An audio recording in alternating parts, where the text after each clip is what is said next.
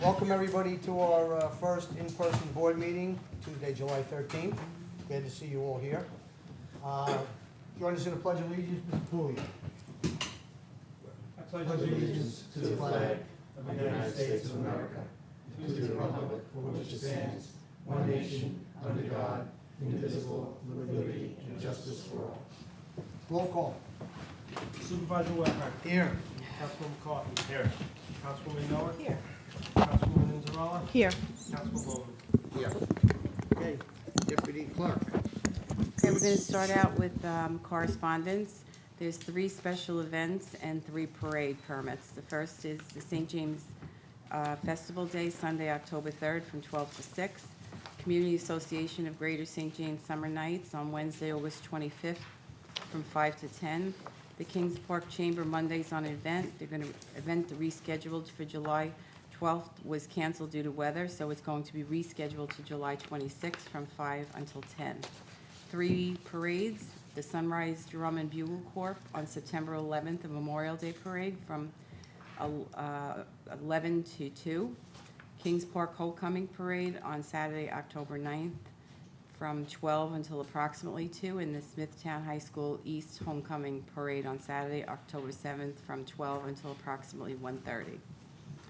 On advertised for public hearings, we have 2 advertisements, 3, but the first 2 is to authorize the town clerk to advertise for 2 public hearings to be held at 2 o'clock on Tuesday, August 10th, 2021, at Town Hall.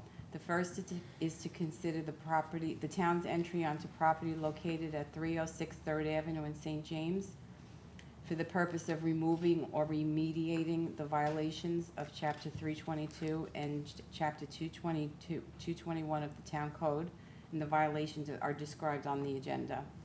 The second is to consider proposed amendments to Chapter 207 of the Town Code entitled Noise as it relates to prohibitions. And another advertised for public hearing to be held at the Eugene A. Canataro Senior Citizen Center on Tuesday, August 3rd at 7 o'clock to hear comments on the draft comprehensive plan. Councilman Lohman. Yes. Councilwoman Inzarella. Yes. Councilwoman Miller. Yes. Councilman McCarthy. Yes. Supervisor Webber. Yes. On the consent agenda, we have numbers 1 to 13 for the controller and 1 to 5 resolutions. Is there anyone on the town council that wants to remove any resolution from the consent agenda? No. Okay, roll call. Councilman Lohman. Yes. Councilwoman Inzarella. Yes. Councilwoman Miller. Yes. Councilman McCarthy. Yes. Supervisor Webber. Yes. Resolutions, authorize the town clerk to advertise for the following bids. Bid 2161, Wireless Boulevard Recharge Basin Decommissioning and Stormwater Main Relocation, and bid 2163, Lawn and Garden Supplies. Councilman Lohman. Yes. Councilwoman Inzarella. Yes. Councilwoman Noack. Yes. Councilman McCarthy. Yes. Supervisor Webber. Yes. Award the following bids and authorize the purchase of the associated goods or services. Bid 2157, an annual service agreement for rubbish and refuge removal from certain private properties deemed to be in violation of the town code, to Wattrell Brothers Incorporated, and authorize the supervisor to sign an agreement on a form approved by the town attorney. Bid 2151 for tractor truck to Trucks Incorporated, doing business as Long Island Freightliner. Bid 21049 for plow blades and cutting edges to Chem Chung Supply Corp., Komatsu American Corp., and Winter Equipment Company. Bid 2155, GPS traffic signal preemption equipment to Highway Tech Signal Equipment Sales Incorporated. Councilman Lohman. Yes. Councilwoman Inzarella. Yes. Councilwoman Noack. Yes. Councilman McCarthy. Supervisor Webber. Yes. The town board to approve the following. Extension of bid 2057 for applied polymer cement surfacing for asphalt and concrete with statewide stripping corporation. Addition of Newport Engineering to the town's 2021 pre-qualified list of professional service consultants. Amendments to the Smithtown Animal Shelter and Adoption Center Volunteer Policy and Procedure Manual. Approve the acceptance of advance payment from the New York State Department of Transportation concerning its taking of 7 town parcels along New York State Route 347 pursuant to eminent domain, and authorize the supervisor to execute any documents in connection with the proceeding. The town board hereby declares property located at 306 Third Avenue in violation of Chapter 322 as well as Chapter 221 of the code, and further determines that since the owners have failed to remediate the violations after 72 hours' notice, the town board hereby demands that the property owner remove all violations thereat pursuant to the attached notice. Amendment to the 2021 Highway Road Program to add Mount Pleasant Road in Smithtown. An agreement with Metropolitan Transportation Authority for the temporary use of a portion of the commuter parking lot at the Kings Park train station. We have 2 appointments to the Anti-Bias Task Force effective July 14th, 2021. The first is for Linda Donnelly, and the second is for Michelle Lowe Presto Wooders. Next is an adoption of an amendment to Chapter 322 of the Code of the Town entitled Zoning as it relates to rental property registration regulations, for which a public hearing was held on June 8th and pursuant to a negative sequa and the recommendation of the town attorney. Adoption of Local Law 3-2021, amending Chapter 36 of the Town Code to change the title of the board from Handicap Advisory Board to People with Disabilities Advisory Board. And last is the determination of the agreement with Radish Health effective 30 days from written notice pursuant to the agreement. Councilman Lohman? Yes. Councilwoman Inzarella? Yes. Councilwoman Noah? Yes. Councilman McCarthy? Yes. Supervisor Wareham? Yes. The town board to issue a written consistency determination pursuant to Chapter 151 of the Town Code that application 2017-05 Thomas Kennedy is consistent with the local water revitalization plan, subject to conditions as stated in the July 7th, 2021 memo from the town planning director. Councilman Lohman? Yes. Councilwoman Inzarella? Yes. Councilwoman Noah? Yes. Councilman McCarthy? Yes. Supervisor Wareham? Yes.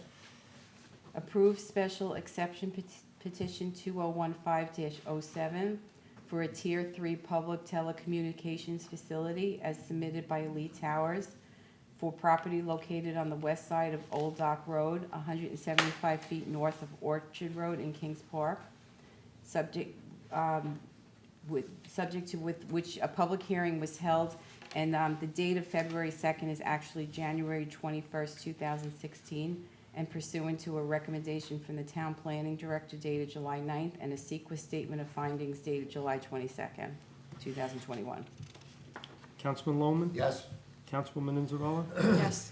Councilwoman Noah? Yes. Councilman McCarthy? Yes. Supervisor Wareham? Yes.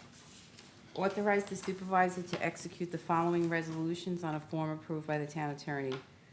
Renewal of the electronic medical record of maintenance and support in the amount of $9,300. Agreement with villages of Head of the Harbor, The Branch, and Nissaquag for installation of traffic signs and application of pavement markings on village roads for the period of May 26, 2021 through May 25, 2022. And an agreement with town employees permitting the voluntary transfer of vacation and/or sick time to an employee in the engineering department. Councilman Lohman? Yes. Councilwoman Inzarella? Yes. Councilwoman Noah? Yes. Councilman McCarthy? Yes. Supervisor Wareham? Yes. Approve a settlement per the recommendation of the town attorney with Eric Lerner in the amount of $5,469.46. Councilman Lohman? Yes. Councilwoman Inzarella? Yes. Councilwoman Noah? Yes. Councilman McCarthy? Yes. Supervisor Wareham? Yes. Authorize the following 2 amendments to the Uniform Traffic Code and authorize the Traffic Safety Department to install and maintain the necessary signs. Both are regarding school speed limits to be at 20 miles per hour. The first one is to add at Brookside Drive, Ivy League School, from 100 feet north of Twilight Lane to 100 feet north of Sunset Lane. And the second is on Thomas Hill Road, the Harbor Country Day School, from Route 25A to Skunks Hollow Road. Councilman Lohman? Yes. Councilwoman Inzarella? Yes. Councilwoman Noah? Yes. Councilman McCarthy? Yes. Supervisor Wareham? Yes. and personnel number 1 to 16 as described on the agenda. Councilman Lohman, Yes. Councilwoman Inzarella, Yes. Councilwoman Noah, Yes. Councilman McCarthy, Yes. Supervisor Wareham. Yes. That concludes resolutions. We will move to the public portion. Public participation is subject to the rules of decorum that you have on your speaker card. Public portion is for town-related matters only. Any unsubstantiated, unverified, or material false information will be interrupted. 3-minute rule will be strictly enforced.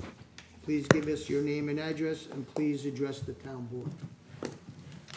Okay, prior to that, we have several emails that we received concerning the appointments to the Anti-Bias Task Force. They will be included in the final minutes in their entirety. Thank you. So the first is Carl Wolf.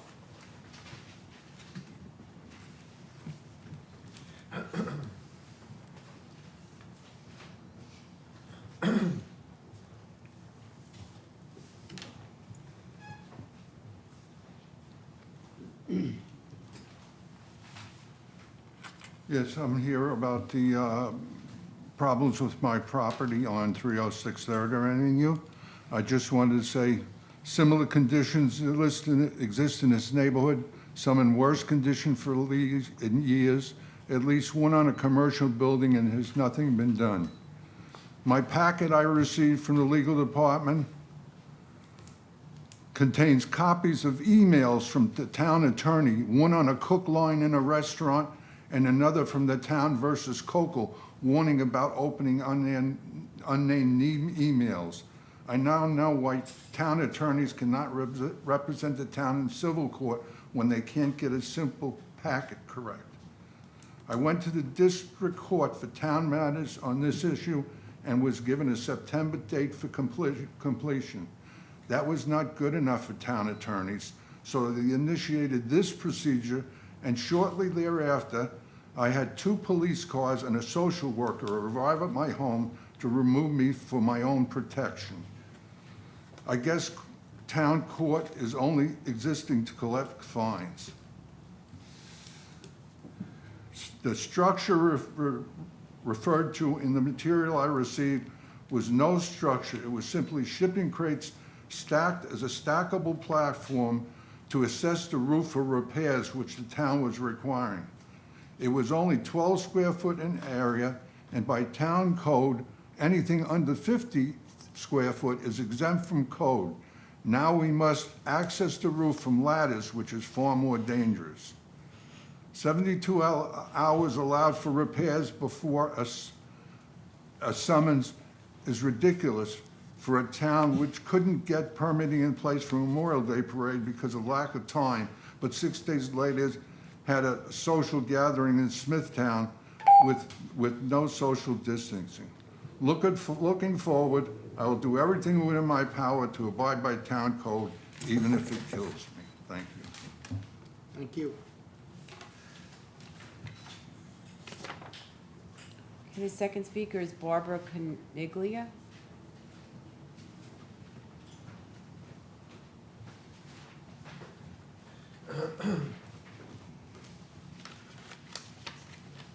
Hi, my name is Barbara Caniglio. I live at 1 Columbia Court in Smithtown. The reason I was here is to talk about the appointment of Linda Donnelly to the Anti-Bias Task Force. I'm a little concerned about her being appointed because obviously you've probably never seen me before. I've never come to a council meeting before, but I've been listening in. I don't know if I'm allowed to mention the school board meetings. I've been listening in the past year, and I've been very concerned by some of the issues she's brought up at the school board meetings.